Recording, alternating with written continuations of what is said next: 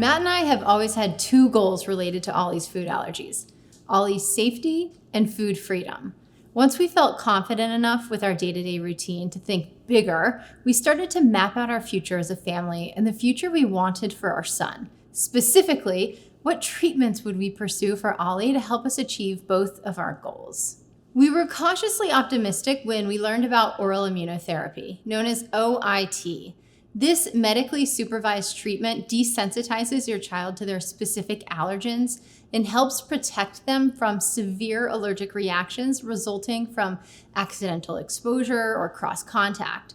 In this module, I'll share my experience with OIT and the most important things you need to know, but I go into much greater depth in my interview with Dr. Courtney Blair in the Food Allergy Master Course podcast episode, also in this resource. OIT involves regularly exposing patients of all ages, including babies and toddlers, to increasing amounts of their allergens for at least a year. Over time, it trains and strengthens their immune system to decrease adverse reactions to the foods they're allergic to.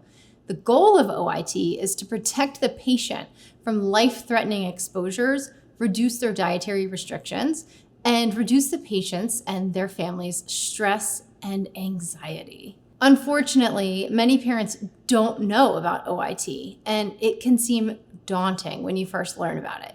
It's a newer specialty treatment, and not all allergists provide it. Interestingly enough, indigenous communities were practicing forms of OIT half a century ago. While we lost the indigenous science in our mainstream medical communities for a while, OIT was clinically reintroduced and approved by the FDA in 2020. Every allergist practicing OIT is different in their approach. You have to research providers to find the best fit for you based on your goals, ability to commit to new responsibilities, and financial situation. This can be time-consuming, but I promise that the right doctor or clinic is out there for you and your child. Even if you're not sure that OIT is suitable for your child and family, looking into it sooner rather than later can be very helpful. This will help you understand your options and connect with people who can answer your questions about OIT.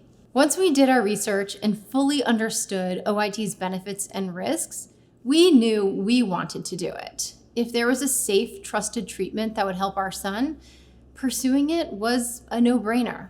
I wanted to give Ollie all of these incredible gifts, just like any parent would. Safety, the confidence to eat at a restaurant or another family's house, explore and enjoy a broader range of food, and my personal favorite, travel freely and safely. Still, I'll admit that OIT requires a lot of bravery. While it's an FDA-approved treatment performed under medical supervision, you're still choosing to give your child something that may harm them in larger doses, which comes with risks. 10% of kids who do OIT experience severe anaphylactic reactions. Others may experience things like discomfort, including abdominal pain or itchy mouth. During the early stages of OIT, there's a hump where children are more likely to react to allergens.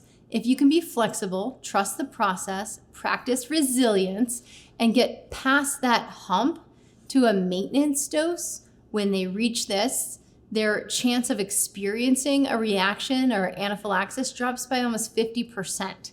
Dr. Courtney Blair talks about this hump and about the fact that we don't yet understand why it happens, despite the data supporting its existence. Ollie had several reactions during OIT. Most of them were mild, but not all of them. One occurred because we unknowingly gave him his allergens while developing a cold. When your immune system is fighting a cold or virus, it's less likely to tolerate allergens. So you must stop OIT until your child recovers, or if their allergist recommends it, temporarily reduce their dose to a more tolerable one. These reactions can be scary, but children who don't pursue oral immunotherapy will likely experience anaphylaxis or similar reactions too. It's more of an if than a when. This is the reality that you and your family will have to consider when deciding which path to take and how you envision you and your child's future. Many parents choose to pursue and stick with OIT because of its bite-safe insurance policy. They find it gives their family freedom and confidence when eating in new environments, and immense psychological relief when their child finally begins to tolerate an allergen that was once near fatal. The hard days, They're scary. But if you choose this path, have confidence that you know how to use your auto-injector in case of an emergency. And remember that you and your child are on an incredible healing journey that will hopefully bring you both much freedom. Also remember that while we wish healing was easy, it often takes work and commitment. If you decide to begin OIT, your child and the severity of their allergies first need to be assessed by your doctor with one or all of these. Child and family's history. A skin prick test, which is a slightly uncomfortable test, usually on the back, that feels like the tip of a toothpick pressing into your child's skin. Not the most pleasant, but doable. And blood work. Blood tests measure the presence of IgE antibodies to specific foods.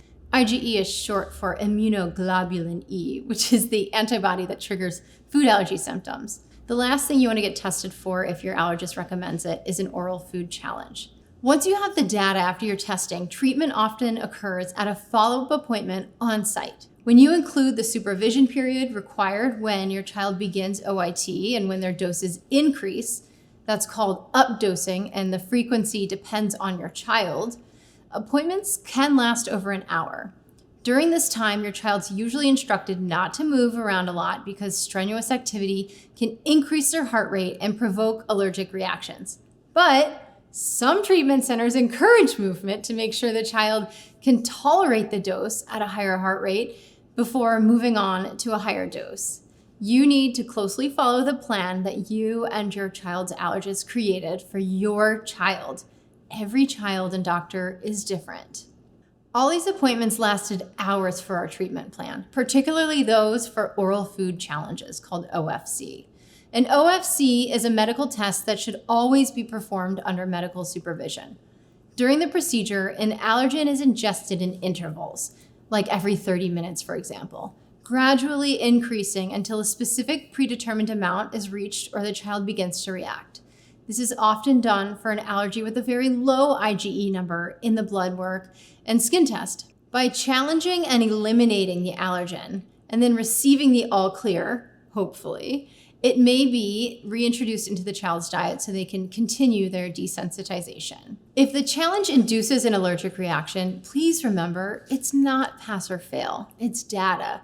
I encourage you to use positive language. We want our children to believe their bodies are whole and working for them, which is true, and not feel like they failed a food challenge. If they have an allergic reaction, their immune system is working, and that can be interpreted as a good sign, so long as they're safe. These long appointments were very challenging. As you know, getting a toddler to stay still is nearly impossible. I could only get Ollie to sit still long enough, especially during this build-up phase of OIT when reactions are more likely to occur, by watching something with him on the iPad. I'd spent years tirelessly committed to avoiding screens and trying to cultivate Ollie's little mind naturally, so allowing him so much screen time was a huge hurdle for me. Ultimately, I found solace in picking safety over an hour or sometimes a few hours of iPad or television. For our treatment plan, between these updosing appointments, we were instructed to administer the current allergen doses every day at home. When your child has reached their maintenance dose level, which is the maximum amount needed to maintain long-term desensitization, which their clinician will determine, their appointments should decrease in frequency. Based on the data collected from allergists practicing OIT, over 80% of children who maintain a maintenance level of an allergen over 2 years can become desensitized to it. This is incredibly hopeful. You want to play the long game and not rush. Currently, reaching a maintenance level of an allergen could take a year or longer. Still, medical research is being done at Stanford, UCLA, and UCSB on biologics to speed up the desensitization process and make OIT even safer. I know that's a lot of information, so let's take a quick break. And in the next module, we'll talk about starting early.